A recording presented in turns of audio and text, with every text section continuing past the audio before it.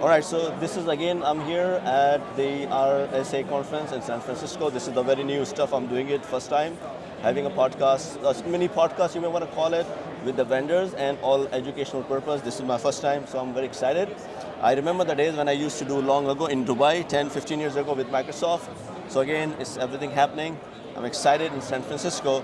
And as an educational channel I have here, so people who are watching, whether you're cybersecurity professional or in the industry, I'm going to go vendor by vendor and ask them just to educate and bring awareness about the security. So I happen to have with Carlos at Darktrace.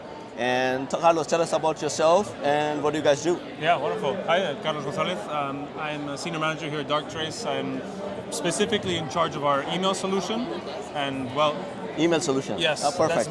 That's my focus.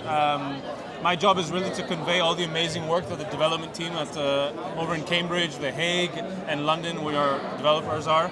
Translating that to the go-to-market team, making sure that we are explaining and talking about our solutions in the best way possible, and then of course feeding information from our customers back into the development team so that they can progress correctly. Right. Interesting. Yeah, since you mentioned email, which we did not talk about offline, I used to be a Microsoft email security architect. Oh, wonderful. Okay. And Proofpoint and Semantic, one were the days 10 years ago when end-to-end encryption was not possible. So again, that's a whole different topic. Okay, we can talk about that. So let's talk about specifically the security.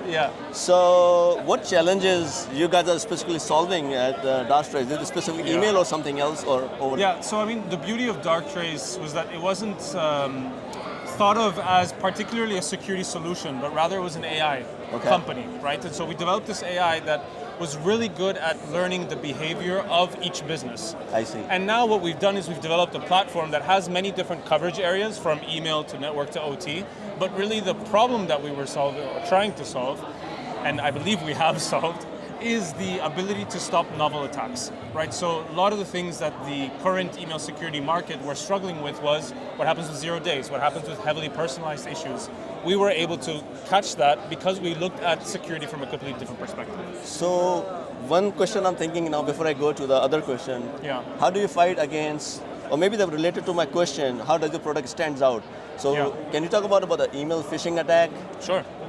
Yeah, so our product stands out, and I can talk specifically about email, but really this whole AI component that we developed, what it's doing is it learns specifically your company, right? So it's not trying to aggregate data from other fields. It's not trying to, match threat intelligence. It's not even looking for a particular, IOC or domain. It essentially, what it does, learns from scratch what is normal within this environment, right? Normal from an OT or an email. So is that sort of a UEBA specific? So UEBA had a lot of issues because you had to constantly be retraining it. It had a static layer of learning, and then you had to be retraining it. This is unsupervised machine learning that starts from scratch, and it's constantly learning.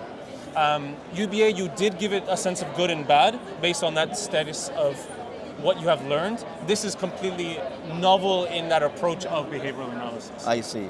So can you give a recent example of any success story? Yeah, for sure. Let's talk about email, right? Since you're interested. Absolutely. So we caught QR codes, phishing, right? This is very popular nowadays. Years before other solutions were catching up to this phishing attack. And it was because we were looking at the QR code, not in the analysis or the attempt of looking at, hey, where does this go? Or what's the infrastructure like? But rather, does it make sense that this person is receiving a QR code? I see. I can understand this QR code. I don't even have to look at what it goes to, but rather, what's the context around that content that's being delivered? Another good example is Ivanti. We saw there was a recent vulnerability in Ivanti. We saw it 11 days before Ivanti even announced it. And we were protecting our customers in our network environment way before Ivanti even announced it, right? And that's because we weren't trying to look for a CVE. We weren't trying to look for a particular indicator of compromise.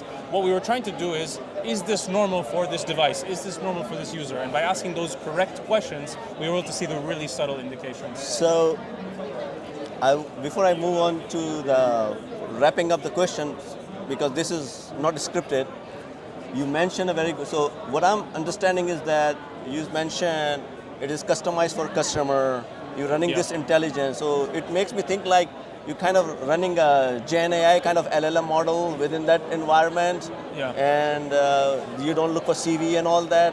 So basically doing the pattern analysis along those lines? Yeah, so I think generative AI now we try to think every AI is generative AI. Right. Generative AI and LLMs is one small component of the different multi-layers of AI that we use. Interesting. Yes, it is relevant for certain aspects. We have to make sure that we're applying the right AI to the right use case. So for example, in our situation, in order to explain what a threat is, it's very valuable to get this lots of technical data, put it through an LLM, and explain it in common speak, right? Okay. That's very useful. But for example, in terms of linguistic analysis, or in terms of behavioral activity within the network, an LLM will not be very useful. So you have to use a different type of model. Yeah.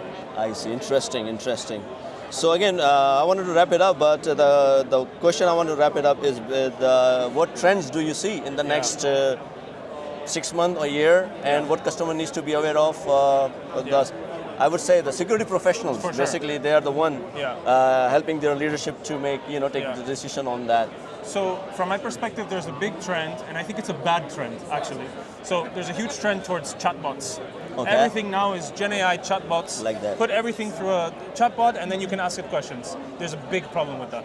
And the problem with that is that what you're doing is you're introducing human bias into the analysis process even before you've even received any information. Okay. If you don't ask the right correct question to the LLM, you're going to be introducing your own bias, right? And an example that we like to give is an IT person is going to be asking the question, is this normal or is this malware? Right. The LLM already based on that question will be trying to say yes or no, when actually it might not be that easy of a question. What you should be asking is this secure?